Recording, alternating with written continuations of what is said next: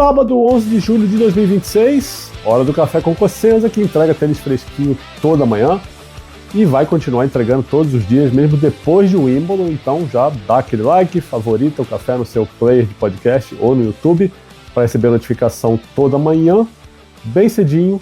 E aqui você sempre tem tênis com opinião embasada, com contexto. Hoje eu vou falar sobre muita coisa interessante. Primeiro, Luísa Stefani na final de duplas femininas ao lado de Gabriela Dabrowski. Vou falar da Masterclass do soberbo Jannik Sinner, que fez 3-0 em cima de Novak Djokovic com uma atuação irretocável. Vou falar sobre Alexander Zverev, que dominou Arthur Ferry. Vai fazer a segunda final de slam dele no período de um mês. E agora como campeão de slam, uma situação diferente, um cenário diferente para ele. Vou falar sobre os juvenis brasileiros, tem 3 deles disputando finais de duplas nesse fim de semana. Então tem bastante coisa interessante. Vamos começar com o Luísa Stefani. Ela e a Gabriela Dabrowski derrotaram a Liang e a Oyama 7-5 e 6-3 e vão para a final com status de favoritas, sim. A decisão vai ser contra Mladenovic e Guo. Elas fizeram 7-6 e 6-4 em cima da Xinyu Zhang e da Yifan Xu. E por que favoritas? Porque, honestamente, só tem 2 duplas no mundo hoje que incomodaram consistentemente a Luísa e a Gabi esse ano. Siniakova e Townsend e a Danilina e Krunic. A Siniakova e a Townsend perderam nas quartas para Mladenovic e para Guo. E a Danilina e a Krunic caíram nas oitavas, perderam para Niu e para Olmos. Vai ser a primeira final da Luísa em duplas femininas. Ela fez 2 finais de mistas, uma no Australian Open, que ela ganhou com o Rafael Matos, e outra em Wimbledon ano passado com o Joe Salisbury, e eles perderam do Sam Verbeek e da Katerina Siniakova, que também ganhou a final de duplas contra a Bia, quando a Bia fez final de Australian Open. A Luísa está subindo para 4º lugar no ranking de duplas, vai ser número 4 ganhando ou perdendo essa final. Na corrida, ela e a Gabi ficam em primeiro se ganharem o título. Outro dia eu falei que a Siniakova e a Townsend ficariam em primeiro na corrida, independentemente do que acontecesse em Wimbledon. Falha minha, me corrijo aqui, peço desculpas. A Luísa e a Gabi passam por menos de 200 pontos, mas passam se forem campeãs. Então tem essa possibilidade também de Stefanowski em primeiro lugar na corrida. Tá? E é a primeira final do Brasil em duplas femininas desde que a Bia foi vice-campeã do Australian Open de 22, junto com a Danilina. E elas perderam aquela final para a Krejcikova e a Siniakova, que era o que eu estava falando agora há pouco. Esse jogo não é hoje, é amanhã, então falaremos sobre isso com um pouquinho mais de atenção no próximo podcast. Hoje tem bastante coisa para falar sobre Sinner, bastante coisa para falar sobre Djokovic, inclusive. E vamos começar a falar sobre Jannik Sinner, né? Se na terça-feira eu disse que o Djokovic desafiou o tempo e o tempo perdeu, e o tempo saiu derrotado, ontem o tempo se chamava Jannik Sinner e foi implacável, e o tempo venceu. Cada um dos 14 anos de diferença de idade entre o Sinner e o Djokovic, cada um desses 14 anos ficou muito, muito nítido, ficou cristalino. A diferença foi enorme do começo ao fim da partida. O Sinner é mais alto, ele bate mais forte, ele se movimenta com uma agilidade impressionante para um cara da altura dele, e ainda estava num dia glorioso, acertando tudo. Um monte de bola funda, pesada, tirando o tempo do Djokovic, forçando o Djokovic a correr riscos que ele não gosta de correr, e com ajustes táticos interessantes. Ele fechou muito bem o T, devolveu ali muitos dos saques quando o Djokovic foi ali, e no segundo serviço, quer dizer, isso assim, forçou o Djokovic a sacar um pouco mais aberto, né, com um pouco mais de frequência. E o outro ajuste tático interessante que o Sinner fez foi, no segundo saque do Nole, ele recuar, ir para trás.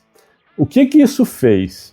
Primeiro, ele praticamente anulou, praticamente tirou da equação o saque mais forte que o Djokovic gosta de fazer, gosta de arriscar, o segundo serviço potente, quase sempre no T, quando está pressionado, quando sente que o adversário vai ali para perto da linha, para arriscar, para ser mais agressivo na devolução. O Djokovic às vezes faz isso e se dá muito bem.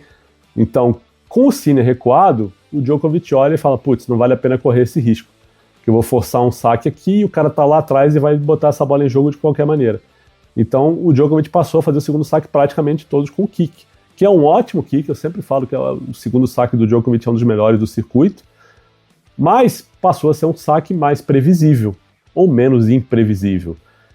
E o Sinner estava em todas as bolas, ele botou em jogo todos e do fundo da quadra o Sinner estava muito superior ao Djokovic. Né? O Djokovic ainda salvou um monte de breakpoint aqui e ali, mas nos pontos importantes, né, o Sinner achava coisas. Né? Teve um breakpoint, inclusive, acho que foi do primeiro set, eu não lembro agora de cabeça, mas que ele é um 15-40, ele erra um smash, e aí você pensa, nossa, o Sinner errou um smash num 15-40, num breakpoint, vai custar caro isso para ele.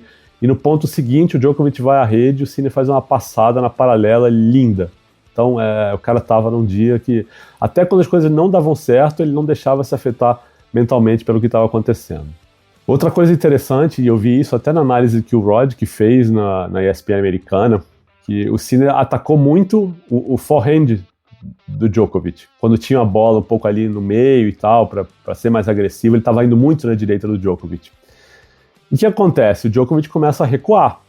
Toda vez que a bola vai um pouquinho mais curta e ele vê o Sinner preparando para atacar, ele vai dar um passinho para trás para tentar se devolver, para tentar ganhar um tempo. Depois do jogo, o Djokovic fala que realmente estava, né, um passo atrasado, que não estava reagindo como deveria, que estava um nível ou mais abaixo do Sinner na partida.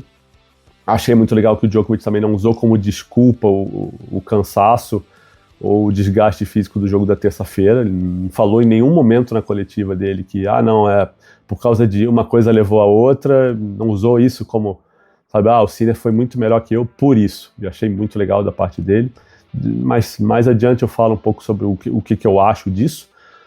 Mas eu estava falando que o Sinner, né, atacando sempre à direita, e quando ele tem um breakpoint no segundo set, que é um breakpoint importantíssimo, que ali ele estaria, né, um set, uma quebra de vantagem, jogando, né, do jeito que ele estava, perto de repente abrir 2-0. Cara, sobra uma bola na direita dele, o Djokovic dá um passo para trás, fica naquela dúvida se cobre direita ou esquerda, mas ele estava um pouquinho mais para a direita, e o que o Sinner faz? Ele solta uma curtinha de dentro para fora na esquerda do Djokovic. O Djokovic nem tenta chegar, porque pegou ele totalmente de surpresa. Então, isso é outra coisa, quando a gente fala que o Sinner terminou aquele US Open do ano passado, perdendo para o Alcaraz e dizendo que tinha que ser um pouquinho menos previsível, essa curtinha entra muito nessa conta. Porque foi um golpe que ele preparou durante um set e meio, sempre atacando, e de repente ele tem um breakpoint, que podia ser, até como o Rod que falou, o ponto mais importante do jogo ali, e ele sortou uma curtinha, mudando a direção e mudando a velocidade da bola. E pegou o Djokovic completamente de surpresa. Então, até nisso, o Sinner foi brilhante. Os números do jogo mostram muito essa superioridade, né, do italiano. 16 aces contra 8 do Djokovic, 65% de primeiros saques encaixados, mas 88% dos pontos vencidos. Ele ganhou 45 de 51. E outra, ganhou 61% dos pontos no segundo saque, o que contra a devolução do Djokovic é um negócio tremendo. O Djokovic, inclusive, falou sobre isso na entrevista, como o saque do Sinner está difícil de ler, como está imprevisível, como está variando, e que ele não conseguia atacar, que o máximo que ele conseguia fazer era tentar colocar a bola em jogo de qualquer maneira, mas que o Sinner vinha para a primeira bola, ou segunda bola, como alguns gostam de falar, já agressivo, então, sabe, não deixava o cara respirar. E o número de winners é um absurdo, né? 40 winners e 15 erros não forçados. Olha a diferença. Fazer 15 erros não forçados em 3 sets contra o Djokovic, quem consegue isso? E o Djokovic terminou com 26 winners e 23 erros não forçados. O que não é ruim, dada a dificuldade que ele tinha do outro lado da rede nessa sexta-feira.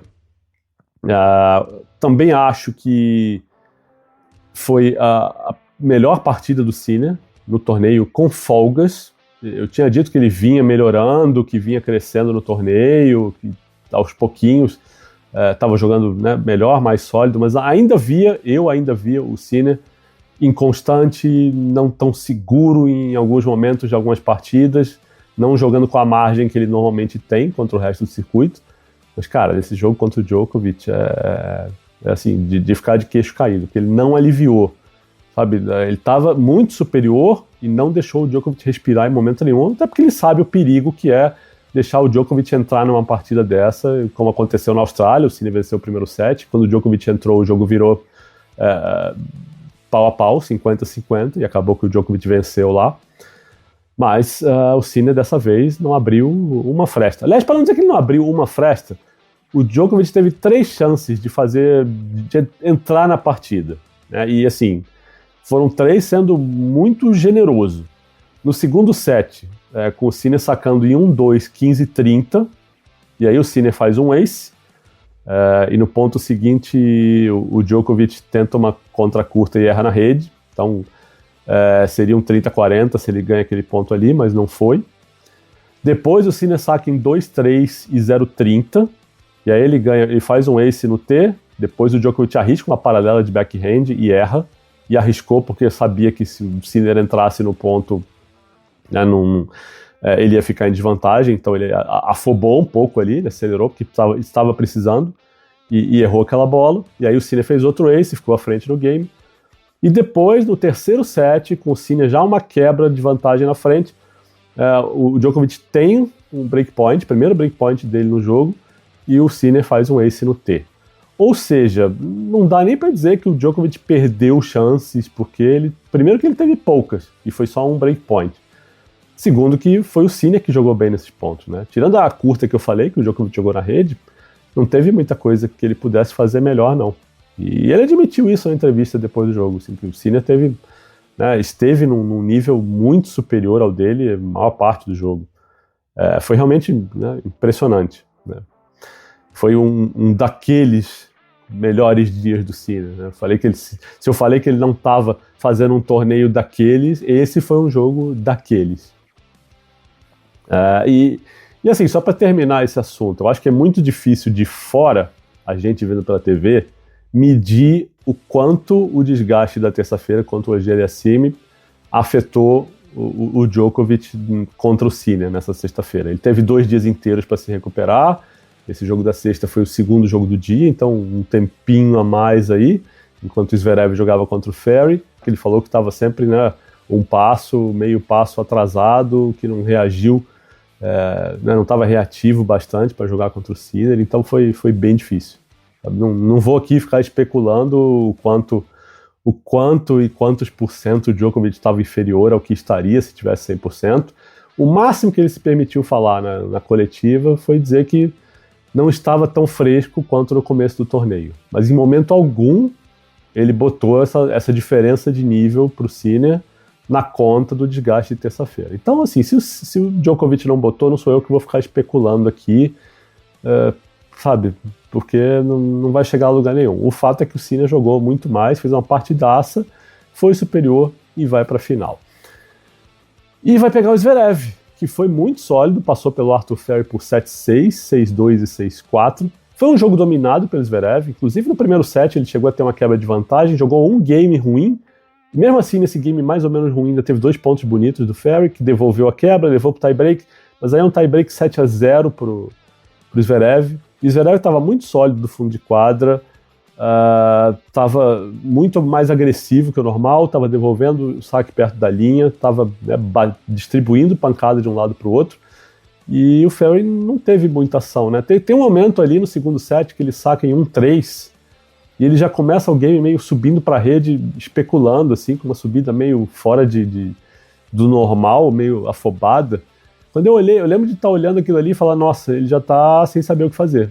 E se estava ou não, eu não posso garantir, mas assim, realmente ele não fez nada de muito superior a partir daquele momento, e o Zverev inclusive quebrou o Ferry naquele game de novo, fez esse 6-2 do segundo set, depois foi 6-4 no terceiro, e o Ferry não teve mais nenhum breakpoint, né, nem no segundo, nem no terceiro set. Ontem eu falei que queria ver como o Ferry ia lidar com o saque do Zverev, e não lidou bem, teve problemas. Aí era normal, era para ter o saque do Zverev e tal, uma enormidade nesse torneio. Vai ser interessante ver esse duelo de saques dele contra o Sinner, né? Porque os dois estão sacando muito bem. O Sinner é um devolvedor melhor, mas, sei lá, né? Repito, do fundo de quadro, o Zverev estava muito confortável, muita vontade para ser agressivo, a bola do Ferry não estava incomodando ele. Então, não, né, não tem muito o que falar sobre esse jogo. Óbvio que nessa final, head-to-head é 10-4 para o Sinner, com 9 vitórias seguidas, e nessas 9 vitórias, as últimas 6, o Zverev não venceu nenhum set, então tem um peso isso. Então é uma situação difícil para o Sasha. É claro que ele está num momento diferente agora. Ele estava mais leve, ele está mais confiante, ele não tem nada a perder. Ele vai como azarão, mas agora sendo campeão de slam. E foi uma entrevista que ele deu logo depois que ele ganhou o Roland Garros. Porque tem uma frase dele que assim, posso estar parafraseando aqui, porque eu não lembro as palavras exatas, mas ele fala algo do tipo: agora vai ser diferente, porque se eu chegar numa final de slam, eu posso perder, eu já sou campeão de slam. Então eu posso jogar mais leve, eu não tenho mais esse peso da dúvida do que será que um dia eu vou ganhar um, porque ele já ganhou. Então isso talvez jogue a favor do Sasha. Se vai ser o suficiente para fazer ele incomodar o Sinner, ele de repente, né, ganhar essa final, aí é outra história. O Sinner, para mim, é um tenista superior. E a julgar pela atuação dessa sexta-feira contra o Djokovic, dá para acreditar que o Sinner vai bem forte para essa final. E o que esperar da final feminina de hoje? Karolina Muchova contra Linda Noskova. Duas tchecas, duas tenistas que jogaram duplas juntas já, defendendo o país, duas tenistas que salvaram match point em Wimbledon agora, a Noskova contra Kirstea, a Muchova contra a Coco Gauff. E para mim a chave dessa final está em duas coisas ali. O saque da Noskova, que foi muito sólido o torneio inteiro, então se ela mantiver esse nível vai ser bem difícil para a Muchova. Só que essa é outra chave. É a primeira final de slam da Noskova. Como é que ela vai lidar com isso? Vai jogar tranquila, calma, quando ela jogou o torneio inteiro, tirando o drama com a Kirstea? Porque ela foi muito sólida, ela é muito regular, e eu não falo isso no sentido pejorativo, mas regular no sentido de estável, de achar um nível bom de tênis e jogar muito perto daquele nível partidas inteiras. A Muchova tem momentos espetaculares, mas tem momentos de queda, ela oscila mais. Né? Ela vai lá em cima, vai lá embaixo, então tem essas variações. Mas eu quero saber como é que a Noskova vai lidar com o fato de ser a primeira final de slam e em um Wimbledon, que tem um peso adicional para qualquer tenista. Para a Muchova vai ser a segunda final. Ela jogou Roland Garros em 2023, perdeu para Iga, teve lesão, caiu no ranking, voltou, mas ela é um tenista que tem 3 títulos só de WTA, né, de nível WTA, por enquanto. E como eu falo, ela tem essa coisa que nem sempre ela joga o melhor tênis dela em momentos importantes. Por pouco, ela não perde o jogo para Coco na semi e ela deu uma vacilada. Ela jogou 2 pontos muito ruins quando ela sacou em 8-7 no tie-break do terceiro set. Vamos ver como é que vai ser contra a Noskova. Se ela estiver perto do título, ela vai ficar nervosa, vai dar ponto de graça, vai jogar o melhor tênis dela. Isso, para mim, vai ter muito peso também nessa final, que está marcada para meio-dia, horário de Brasília. Bom, e o torneio juvenil? Né? Tem 3 brasileiros disputando finais nas duplas. No masculino, Guto Miguel joga com o esloveno Ziga Seško. Eles derrotaram o nigeriano Oluwaseun Peter Ogunsakin, eu não sei se pronuncia assim, honestamente, e o parceiro dele, o Tugamili Raguin, que é de Botsuana. O placar foi 6-3, 6-7 e 10-6, então o Miguel e o Seško vão fazer a final contra os americanos Michael Antonius e Andrew Johnson, que são os cabeças 2, então tem cabeça 1 contra cabeça 2 nessa final aí. E o Michael Antonius é aquele mesmo que perdeu a final de Roland Garros nas simples para o Guto. E nas duplas femininas, a Naná e a Vitória Barros, que jogam juntas, derrotaram ontem a Polina Berezina e a sérvia Anastasia Svetkovic por 4-6, 6-2 e 10-1. Vão fazer a final contra as tchecas Jana Kovačková e Katerina Zajitkova. Eu acho que é isso. São as cabeças 5.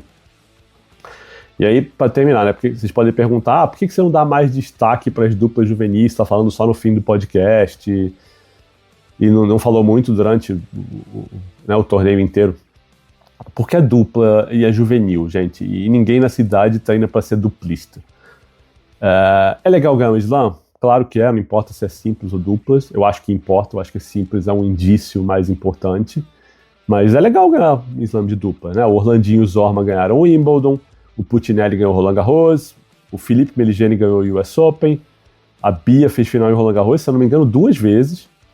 E assim, quantos de vocês que estão ouvindo esse podcast agora lembram que o Felipe Meligeni ganhou o US Open nas duplas? Ou lembram que o Puccinelli ganhou o Roland Garros, ou que a Bia fez final de Roland Garros? Em dupla. Tudo em duplas, tá? Quantos de vocês lembram? Mas vocês lembram que o Thiago Wilde ganhou o US Open nas simples, que o Thiago Fernandes ganhou o Australian Open nas simples, que o João Fonseca e agora o Guto Miguel ganharam. Então tem uma diferença de relevância aí, claro, né? E tudo ótimo, tá? Meu ponto só aqui é que essa dupla não determina nada. E ainda mais no caso desses 3, que são 3 que a gente já sabe que são ótimos tenistas. A gente já sabe que são promessas interessantes, com um belo potencial. O Guto acabou de ganhar um slam nas simples. A Vitória fez semi em Roland Garros, se eu não me engano, né? Então tem resultados, tem bons rankings, são promessas, são destaques no tênis juvenil mundial, já. Então, ganhar duplas ou não vai mudar nada nesse status deles. Eu acho, tá? Mas assim, é legal? Claro que é legal, a gente vai ver. Vai ser ótimo se ganhar? Evidente. Mas é isso, gente. Finais de duplas de 3 belos tenistas que não têm pretensão de serem duplistas. Hoje não têm pretensão de trilharem carreiras como duplistas. É só isso, tá? E para registrar, já que estamos falando de duplas, né? No Invitational, o torneio de duplas para veteranos, o Bruno Soares e o Jamie Murray ganharam mais uma. 6-3, 3-6 e 10-7, em cima do Marcos Bagdatis e do Xavier Malisse. E como é que tá a programação de hoje, né? Além da dupla final feminina, que eu falei, que é meio-dia, horário de Brasília, a final de duplas juvenis femininas, com a Naná e a Vitória, é o segundo jogo da quadra 18, e o primeiro jogo é às 7 da manhã, então elas entram logo depois. E a final do Guto de duplas é o terceiro jogo da quadra 1, também começa às 7 horas da manhã. Vamos terminar com perguntas dos apoiadores? A Luísa Felipe escreve assim: você vê algum ponto de melhora factível no Djokovic? No sentido de algo que ele poderia fazer para melhor, levando em consideração a idade e também, em teoria, o pouco tempo restante dele no circuito, ou pouco tempo para desenvolver algo novo? Não vejo, Luísa. E acho que o grande problema aí não é nem pouco tempo ou pouco tempo que ele tem de carreira, mas pouco tempo que ele tem para treinar no nível que ele consegue, ou que ele gostaria de treinar com o corpo de 39 anos. Porque com 39 você quer treinar mais, você vai se lesionar no treino, ou não vai chegar a 100% numa competição. Por isso que o Djokovic tem competido tão pouco e treinado pouco. Basicamente, até estava ouvindo o Roddick falar isso no podcast dele, ou foi na ESPN, eu posso estar confundindo agora, porque eu vi os jogos, né, essas semis de ontem, na ESPN americana, com os comentários dele.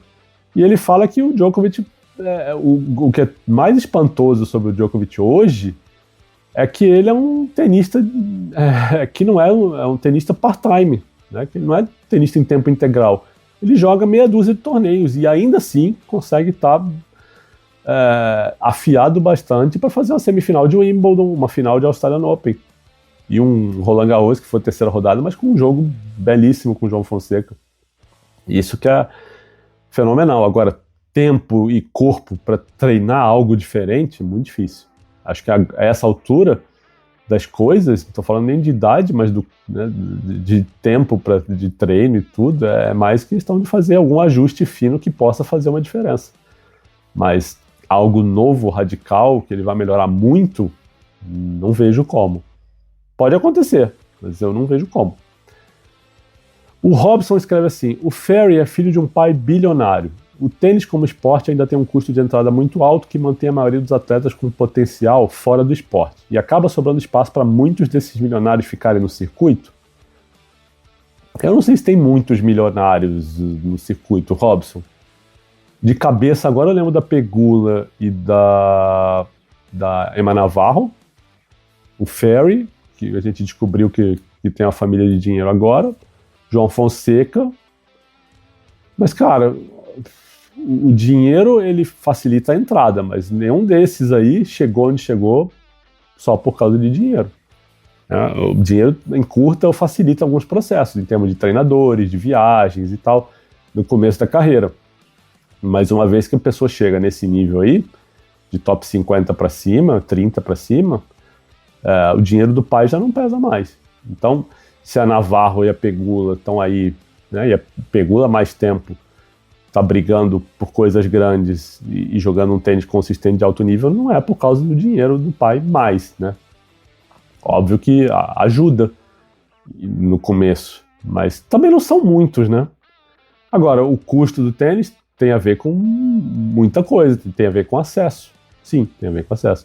Mas não é que, sabe, seja um esporte só para milionário, também não é. E não são tantos assim, né? Tantos, o Gulbis, que tinha uma família de dinheiro, também entrou, saiu e ninguém lembra dele hoje. E não ficou tanto tempo assim na elite.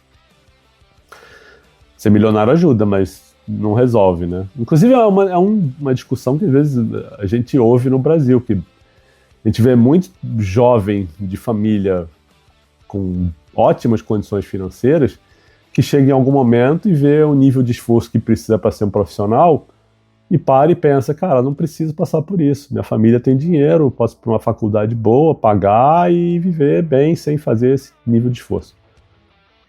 Acontece, né? E não acontece só no Brasil, pode ter certeza. E a última pergunta que a gente tem aqui é do... Na verdade são três, o Lucas Parra mandou um catatal aqui, vamos lá. Djokovic enfrentou Sinner, eu acho que eu já respondi, mas vamos lá. Djokovic enfrentou Sinner Alcaraz 9 vezes em slams desde 2024. São 7 derrotas, sendo 5 em 7 diretos. Você acha que o jogo na Austrália foi uma exceção ou dá para usar de motivação de que pode ocorrer novamente? As duas coisas, Lucas. Foi uma exceção, tanto que eu falei o head-to-head do Sinner com o Djokovic agora, cara, é uma diferença considerável. Ou eu não falei o head-to-head do Sinner com o Djokovic aqui, né? Eu lembro que eu escrevi no texto, mas eu não falei. Deixa eu ler aqui agora. Deixa eu ver aqui. 1, 2, 3, 4, 5 vitórias seguidas até a Austrália. Então, já era uma exceção, mas talvez seja exatamente a outra metade da sua pergunta. É uma exceção que serve de motivação para o Djokovic acreditar que pode fazer de novo. Não foi em Wimbledon, pode ser em outro lugar. A segunda pergunta do Lucas é: você acha que o Djokovic pode usar ou desenvolver alguma arma em seu jogo para esse estágio da carreira, tentar vencer Sinner e Alcaraz? Essa foi que eu respondi exatamente, né, da Luísa. Não acho que é uma arma nova, mas ajustes aqui e ali, talvez. E a última pergunta do Lucas Parra é: falando da final, poderemos ver um Zverev mais agressivo, agora sem o peso de não vencer o Slam? Eu também respondi isso sem ver a sua pergunta. Acho que sim.